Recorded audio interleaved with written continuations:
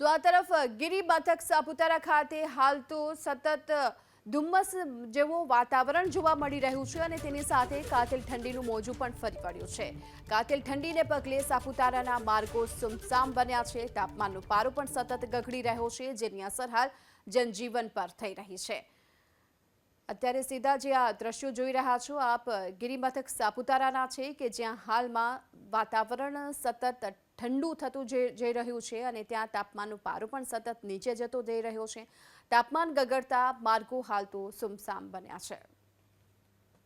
તો સાપુતારામાં ધુમ્મસની સાથે અત્યારે કાતિલ ઠંડી પણ પડી રહી છે। આ દ્રશ્યો સામે આવી રહ્યા છે। જ્યારે શિયાળામાં હાલ તો અહીં સાપુતારામાં માર્ગો સુમસામ જોવા મળી રહ્યા છે, કારણ કે સતત ઠંડી અહીં વધી રહી છે, તાપમાનનો પારો ગગડી રહ્યો છે અને બીજી તરફ ધુમ્મસ ભર્યું વાતાવરણ પણ જોવા મળી રહ્યું છે।